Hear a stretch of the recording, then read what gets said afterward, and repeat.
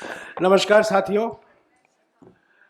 आज राजस्थान के मुख्यमंत्री श्री अशोक गहलोत जी, जो हमारे कांग्रेस संगठन के पिछले 40 सालों से एक बड़े महत्वपूर्ण स्तंभ रहे हैं, वो आज सुबह आपको संबोधित करेंगे। श्री अशोक गहलोत जी।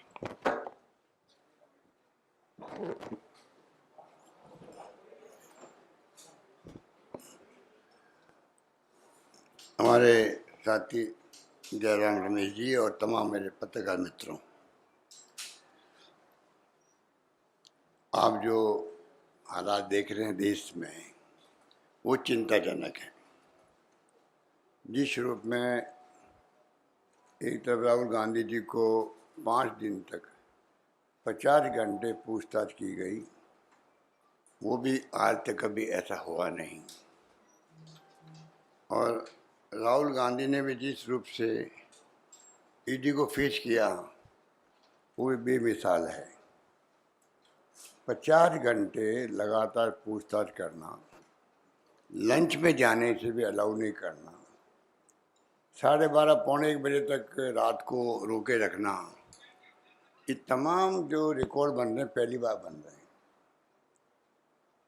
और ईडी के अंदर भी और ईडी के बाहर भी जिस प्रकार पुलिस का रवैया था, वो भी बेमिसाल था। आज तक ऐसा रवैया पुलिस का कभी सामने नहीं आया। पॉलिटिकल मूवमेंट होते हैं और उसको फेस करती विपक्षी पार्टी है। ये पहली बार है कि पुलिस टारगेट कर कर के कांग्रेस नेताओं को, विशेष रूप से महिला कांग्रेस के नेताओं को, हमारे वरिष्ठ नेताओं को चुन चुन करके उनके साथ मिसबिहेव किया गया। कई जगह पिटाई भी हो गई। और जिस प्रकार पूरे दिल्ली के बॉर्डर पे ले जाया गया उनको थानों के अंदर, रात को 12-1 बजे छोड़ा गया, ये तमाम पहली बार पुलिस का आतंक देख रहे हैं हम लोग। और ये एक चिंता की स्थिति है। मैं समझता हूँ ये पुलिस का रिहर्सल है देश के लिए कि जब तानाशाही आएगी पूरी तरह, तब किस प्रकार का व्यवहार होगा, किस प्रकार हमें करना है, उसका रिहर्सल करने का पुलिस को जो मौका दिया गया, वो बहुत खतरनाक है। ये कोई दुश्मनी नहीं होती है राजनीति के अंदर। अपना अपना काम करते हैं, पक्ष विपक्ष ले आते हैं, कोर्ट अरेस्ट देते हैं। जो विपक्ष होता है वो खुद अपना आप को समर्पित करता है अरेस्ट के लिए, उसको कहते हैं कोर्ट अरेस्ट। इस केस के अंदर खुद आगे आके हम गिरफ्तारी दे रहे थे, उनको व्यवहार वैसे ही करना चाहिए था जो आज तक होता आया है, सरकारें किसी की रही हो। पहली बार है कि उनके साथ में दुश्मनों की तरह व्यवहार किया गया, जैसे कि देश के नागरिक नहीं हैं। वही माहौल देखने को मिला 5। मैं मीडिया के साथियों को धन्यवाद देना चाहूँगा, उसके मेहनत को, उनके हौसले को, क्योंकि उन्होंने भी 5 दिन तक जो संघर्ष देखा है जिस रूप में, और जो उनकी पिटाई भी हुई है, कई जगह पर दुर्व्यवहार भी हुआ है हमारे सामने, टीवी में देख रहे थे, इसमें सोशल मीडिया में देखा हमने। और तो और इतिहास में ऐसा भी कभी नहीं हुआ कि आप कांग्रेस के हेडक्वार्टर में जाके आप अंदर घुस जाए पुलिस और पिटाई करके बाहर लाए, मीडिया वालों को भी और आम लोगों को भी। ऐसा भी संभवतः कभी नहीं हुआ। और मैंने कहा कि ये फेडरल स्टेट हुए देश, सरकारें अलग अलग पार्टियों की होती है। अगर आपके दिल्ली के व्यवहार को देख करके राज्य सरकार में भी जो विपक्ष होता है वो बीजेपी होती है, आंदोलन करती, अभी भी आंदोलन किया राजस्थान के अंदर, तो क्या हम लोग भी आपकी तरह बीजेपी के जो हेडक्वार्टर स्टेट के अंदर है, उसके अंदर हमारी पुलिस घुसे, दुर्व्यवहार करे, कार्यकर्ताओं को पीट के बाहर निकाल दे, ये शोभा देता है क्या? अच्छा है क्या? ये कौन सी परंपरा पैदा कर रहे हैं लोग? बहुत खतरनाक की परंपराएं स्थापित कर रही है बीजेपी। इसलिए हम बार बार कहते हैं कि देश किस दिशा में जा रहा है। मैं बहुत गंभीरता से कहना चाहूँगा, 50 साल का मेरा अनुभव राजनीति का है। 42 साल मुझे पार्लियामेंट में आए हुए हो गए। 5 बार मैं मेंबर पार्लियामेंट रहा हूँ, 3 बार केंद्रीय मंत्री रहा हूँ, इंदिरा गांधी के साथ में, राजीव गांधी के साथ में, नरसिम्हा राव जी के साथ में। 3 बार मैं प्रदेश कांग्रेस का अध्यक्ष रहा हूँ, 3 बार AICC का महामंत्री रहा हूँ और तीसरी बार मुख्यमंत्री हूँ।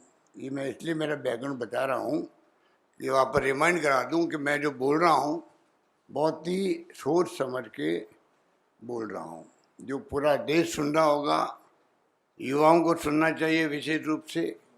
देश किस दिशा में जा रहा है किसी को नहीं मालूम, देश किस दिशा में जाएगा किसी को नहीं मालूम। इस रूप में आज ये पूरा मुल्क चल रहा है, जो बहुत ही चिंताजनक स्थिति है। इसको हमें समझना पड़ेगा और इसका मुकाबला कैसे करें।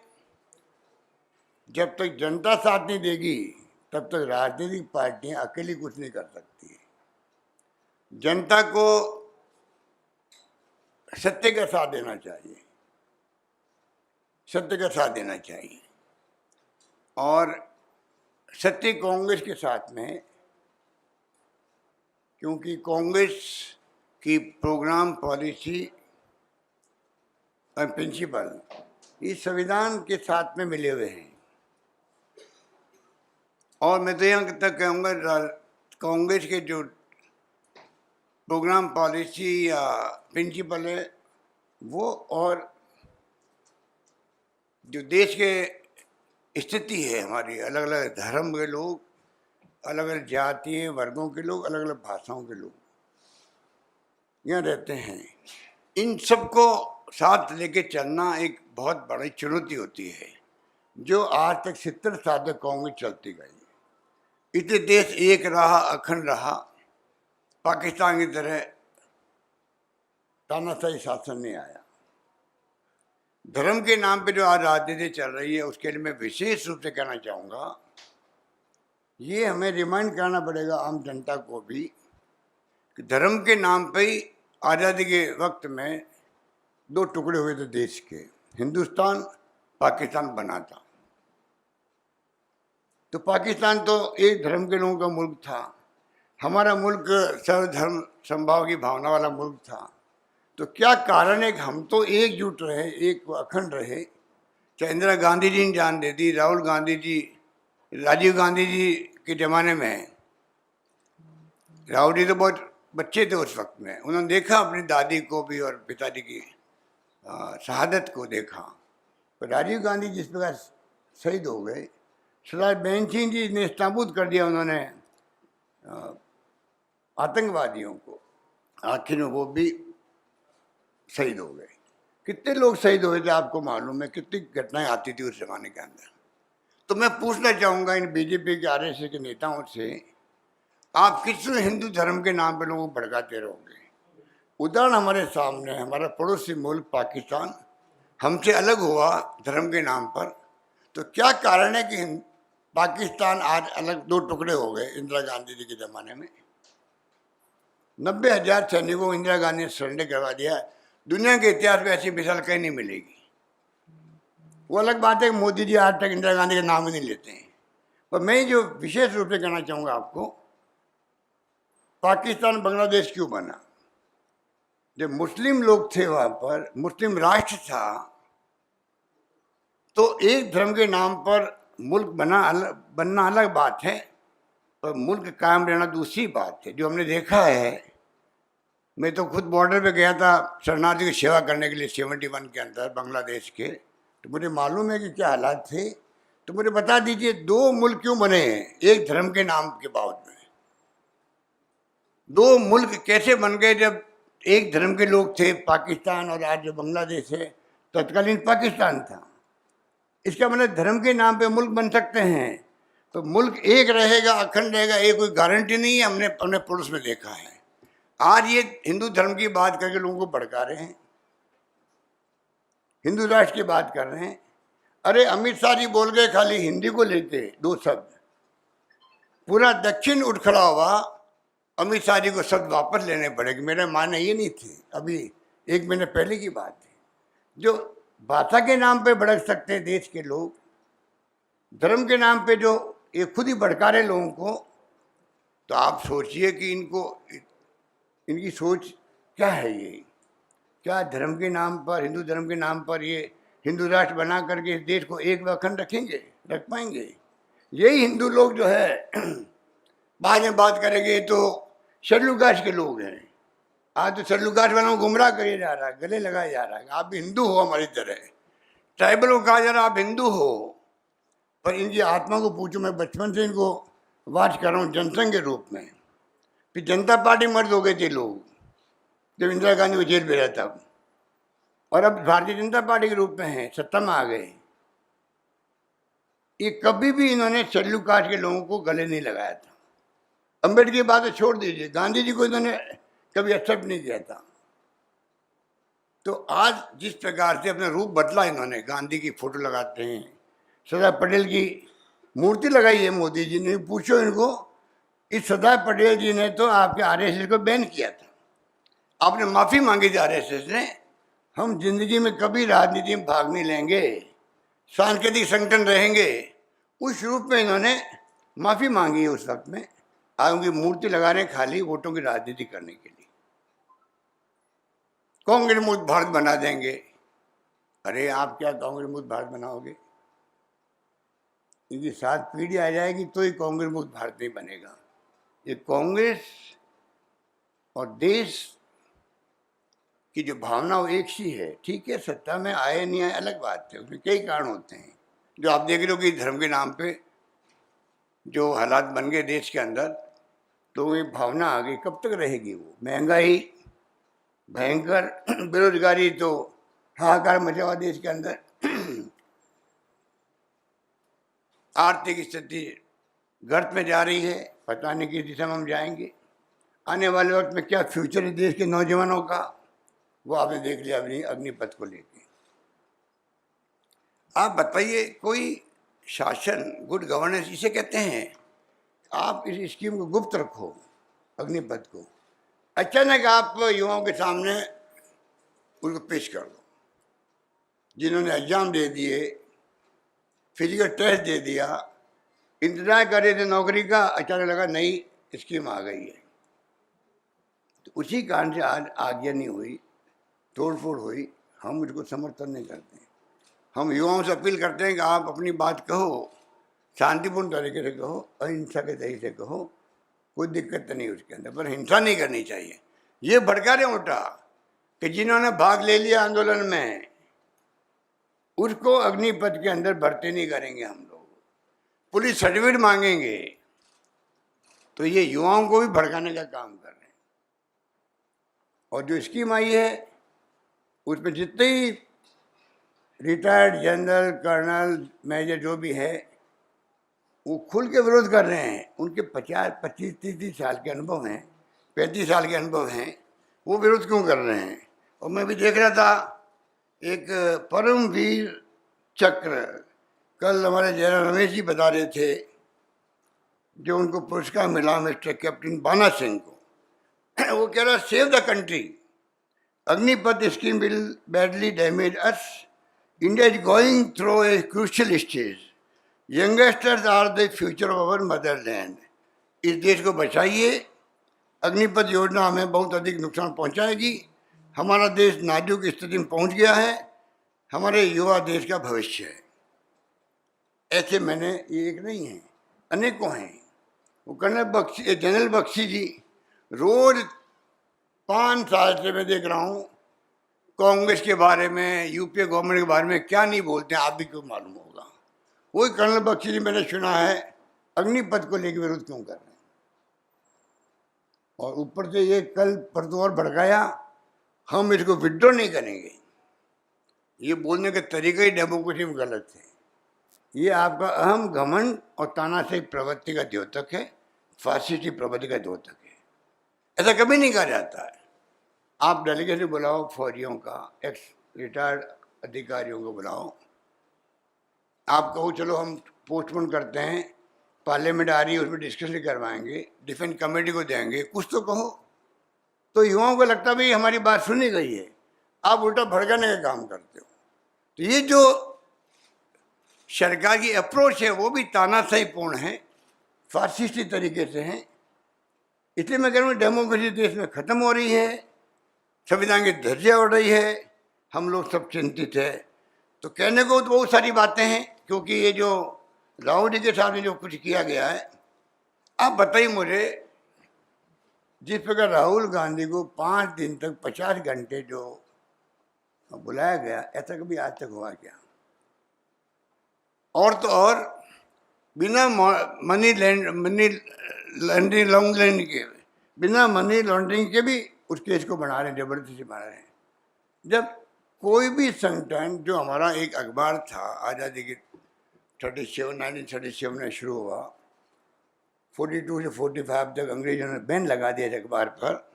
बचपन से हम नेशनल हेराल्ड को पढ़ता है और धीरे धीरे कमज़ोर होता गया। मैं कई लोगों को जानता हूँ जो उनके संवाददाता थे, 15-15 साल को तनख्वाह नहीं मिली, तब भी जुड़े हुए थे, करे जाए कहाँ, जाए तो जाए कहाँ। जैसे आप लोगों का भी देखा, अभी कोरोना के बाद में संकट आया, आपके कई मालिकों ने देश के अंदर किसी की छटनी कर दी, किसी की तनख्वाह कम कर दी। जिसको 80,000 तनख्वाह मिल रही है, 50 हो जाए तो क्या बीतती है, आप सोच सकते हो सकता है आप में नहीं कोई लोग विक्टिम हो उसका, पर बोल नहीं रहे हो कि जाए तो जाए कहाँ, जाए तो जाए कहाँ वाली बात है। क्योंकि वो भी तो आजकल पत्रकारों के मालिक, अखबारों के मालिक भी तो आजकल तो अगर ज़्यादा ही कोई बोलता है तो ट्रांसफर पोस्टिंग मांग भी हो जाती है सरकार की तरह, तो सब चुप रहते हैं। तो वो अखबार जिसको हम वापस चालू करना चाहते थे, आप मर्म समझने की कोशिश कीजिएगा। मैंने खुद ने सोनिया जी से रिक्वेस्ट करी, मेरे जैसे कई लोग होंगे देश के अंदर जिन्होंने रिक्वेस्ट करी होगी कि हमें नेशनल हेराल्ड अखबार को मजबूत करना चाहिए, पुनः मजबूत करना चाहिए, और हम अपनी बात ढंग से कह सकें। क्योंकि मीडिया वाले दबाव के अंदर हैं, वो लोग पूरी बात छापते नहीं हैं, दिखाते नहीं हैं।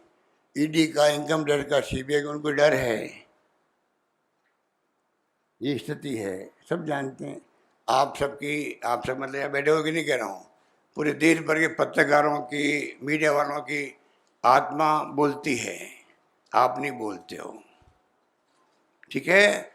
तो मैंने कहा, हम लोगों ने कहा अखबार वापस मजबूत बने, और वो तो ऐसी स्थिति तक 15-20 साल से तनख्वाह नहीं दे पा रहा है, तो पूरी स्कीम बनाएंगे वहाँ पर रिवाइव कैसे करें।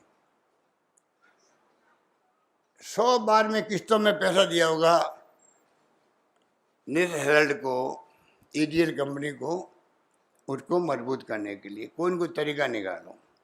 90 करोड़ रुपये दिए गए, 90 करोड़ में करीब 67 करोड़ रुपये तो खाली बीआरएस देने में लगाया गया कि भाई नए सिरे शुरू करें। तो पुराने लोग तो कुछ काम कर नहीं पा रहे, वो खुद ही जाना चाहते हैं, तो कोई तरीका निकालते रिवाइव करने के। कंपनी रिवाइव करने की बात होती, वही कंपनी रिवाइव करने की बात थी, निकाला गया तरीका। 67 करोड़ लगभग खर्च हो गए उसके अंदर, और 30-35 करोड़ रुपये सरकारी जो होती है, ज़मीनों के टैक्स वैक्स जो है, बिजली पानी जो भी है, वो सब कुछ चुकाए गए, सरकार को चुकाए गए।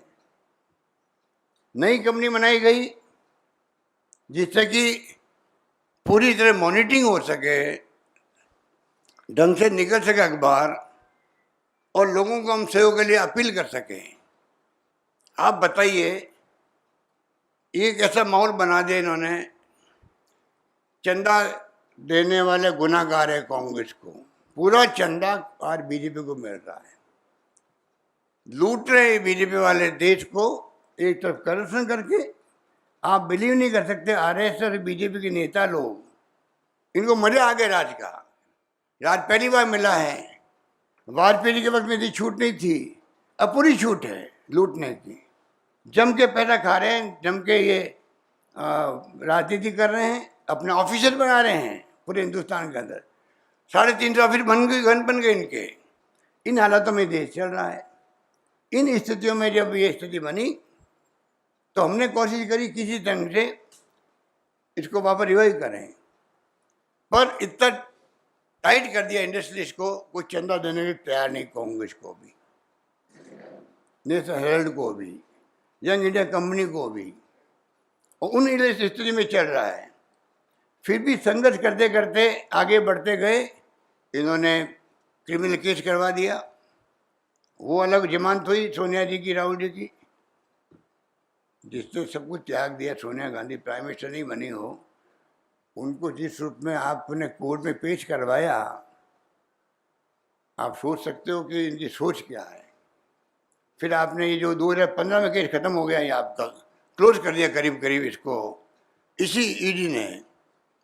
उस 15 के केस को वापस आप 7 साल 8 साल बाद वापस ला के रिवाइव कर रहे हो और बुला के आप बयान दे रहे हो। कल वो अभिषेक मनु सिंह भी कह रहे थे FIR तक दर्ज नहीं हुई इसके अंदर। आप 5 दिन तक 50 घंटे बैठाओगे एक नागरिक को। राहुल गांधी कितने बड़े नेता हमारे पार्टी के, एक नागरिक तो है देश के। क्या इस प्रकार का आप बिहेव जो कर रहे हो पूरे देश के अंदर, कुछ लोग आगे कह सकते हैं दिल्ली में? ये तो राहुल गांधी हमारे पॉपुलर लीडर हैं, हजारों लोग यहाँ पर आ गए। आज देश के अंदर जहाँ जहाँ ईडी छापा डाल रही है वहाँ क्या स्थिति बनती होगी। इन स्थिति में हम चल रहे हैं। इसलिए मैं कहना चाहूँगा कि मैं माफ़ी चाहता हूँ, कुछ मैंने लंबा बोल गया हूँगा, पर मेरे दिल की भावना बहुत सारी है। रोज़ आप देखते हो मैं बोलता रहता हूँ मीडिया के अंदर, कहने की आवश्यकता नहीं है। पर आप मीडिया वाले हो, मीडिया वाले भी हमारे पॉलिटिकल लोगों की तरह ही होते हो। देश के लिए कुछ करना चाहते हो इसलिए आप इसमें आए हो, वरना आप भी कोई व्यापारी, इंडस्ट्रियलिस्ट, नौकरी वोकरी कुछ कर सकते थे। आपने चुना है वो जहाँ संघर्ष भी है, कमिटमेंट भी है और कुछ सेवा करने का जज्बा भी है। तो मैं इस रूप में देखता हूँ बचपन से आप लोगों को। मुझे खुशी है कि आपने दमखम के साथ में 5 दिन तक कभी इस पूरे माहौल के अंदर आपने बड़ी भूमिका निभाई। यही बात करता मैं अपनी बात समाप्त करता हूँ। और मेरे सामने घड़ी रख दी गई है, ये जनरल सेक्रेटरी इंचार्ज है, इनका हुक्म मानना पड़ता है। घड़ी रखी नहीं, आधा मिनट मैंने बात अपनी खत्म की नहीं, बस माफ कीजिए। शुक्रिया अशोक गहलोत जी। मैं सिर्फ एक चीज़ कहना चाहता हूँ कि 15 मई 2022 को उदयपुर में कांग्रेस अध्यक्ष श्रीमती सोनिया गांधी ने भारत जोड़ो यात्रा की घोषणा की थी।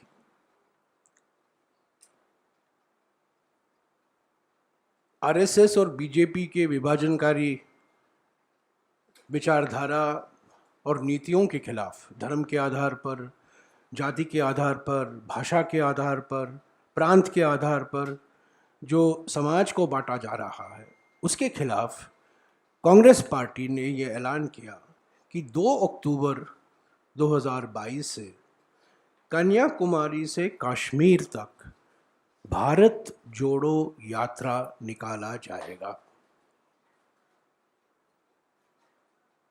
बीजेपी का जवाब क्या है, मोदी सरकार का जवाब क्या है भारत जोड़ो यात्रा का? जब कांग्रेस कह रही है भारत जोड़ो, प्रधानमंत्री और गृह मंत्री लगे हुए हैं राहुल तोड़ो।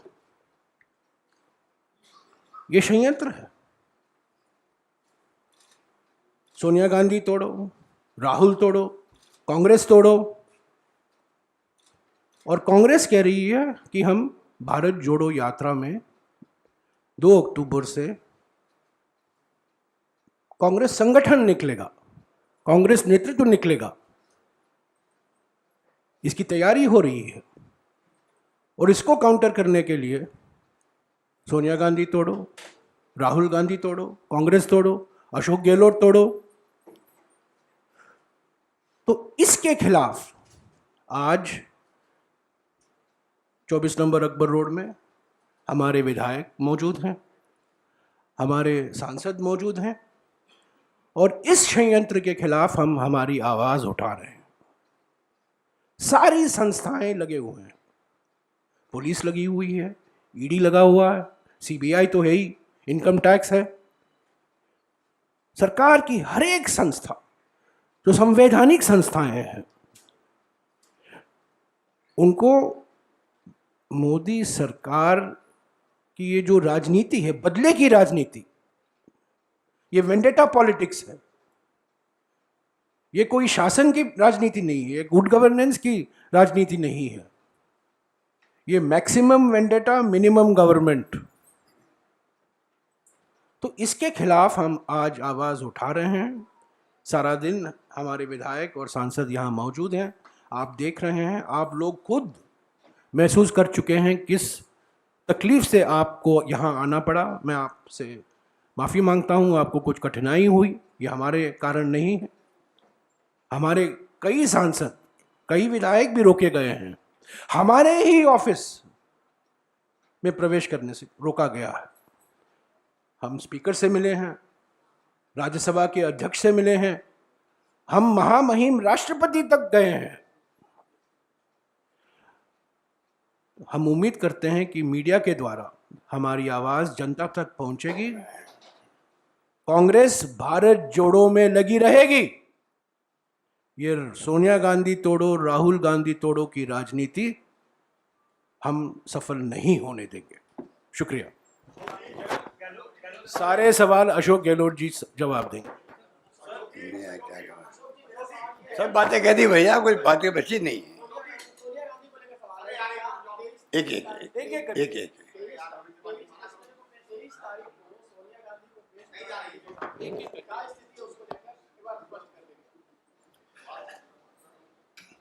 देखिए, अभी वो जो हॉस्पिटल से आई हैं अभी काफ़ी दिन के बाद में, और जिस प्रकार की उनकी प्रॉब्लम्स आपके सामने आई है, तो मुझे नहीं लगता कि उनको अभी जाना चाहिए वहाँ पर। उनको कन्वे करना चाहिए कि भाई मैं और मुझे जैसी जानकारी मिली कि उन्होंने यही कहे कि भाई मैं पूरे कोऑपरेट करूँगी ईडी को, परंतु मैं अभी नहीं आ सकती हूँ।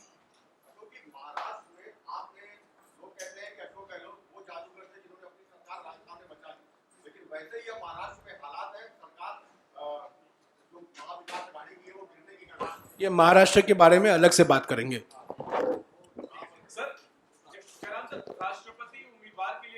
अलग आज सिर्फ जो बैठक हो रही है बाहर, उसके बारे में हम सवाल लेंगे। एक प्रोग्राम बताइए।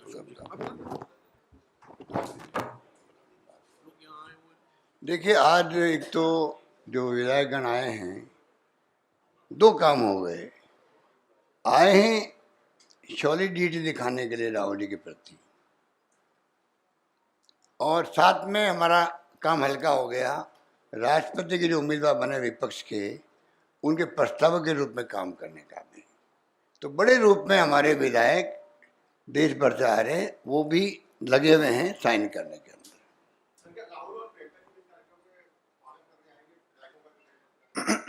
क्या राहुल गांधी यहाँ आएंगे? नहीं, अभी नहीं आ रहे हैं कोई। सर, राहुल जी से पूछताछ जो चल रही थी, ईडी के सूत्रों के मुताबिक पूछताछ का जो पहला चरण था वो पूरा हो गया है। आगे अगर जरूरत पड़ेगी तो भविष्य में बुलाया जा सकता है। आप लोगों को क्या कम्युनिकेट किया? आप ईडी के सूत्र की बात ही क्यों करते हो? ईडी की खुद की क्रेडिबिलिटी बहुत कम हो रही है। मैं बार बार रिक्वेस्ट कर रहा हूँ, ईडी के डायरेक्टर से टाइम मांग रहा हूँ मैं, सीबीआई के डायरेक्टर से टाइम मांग रहा हूँ मैं, और सीबीडी चेयरमैन से टाइम मांग रहा हूँ मैं कि मुझे कृपा, मैं नागरिक भी हूँ और मुख्यमंत्री भी हूँ, मुझे टाइम दीजिए। मैं आपको आगे बताना चाहता हूँ कि देशवासियों की भावना आपके प्रति क्या बन गई है, आपकी कितनी क्रेडिबिलिटी लो होती जा रही है। बख्शो इन एजेंसियों की, प्रीमियर एजेंसियाँ देश की है। टाइम फटाफट आ गया मेरे पास में, कब आना बताइए? आधे घंटे बाद में मना आ गया। तो आप सोच सकते हो कि इनकी क्रेडिबिलिटी नीचे जा रही है। इनको कहो, अपने परिवार वालों को पूछे कि हम जो कर रहे हैं वो ठीक कर रहे हैं क्या। मैं समझता हूँ कि इनके खुद के फैमिली वाले भी कहेंगे आप गलत काम कर रहे हैं। ये इनकी स्थिति है, दबाव है ऊपर से, तो इनको मजबूरी में नौकरी बचानी है तो करना पड़ता है, पोस्टिंग के लिए करना पड़ता है। मेरा मानना है कि इनमें बहुत अच्छे लोग भी हैं, प्रोफेशनल लोग भी हैं, अच्छा काम कर रहे हैं, पर दबाव के अंदर काम कर रहे हैं। ये नीचे वाले लोग बताते हैं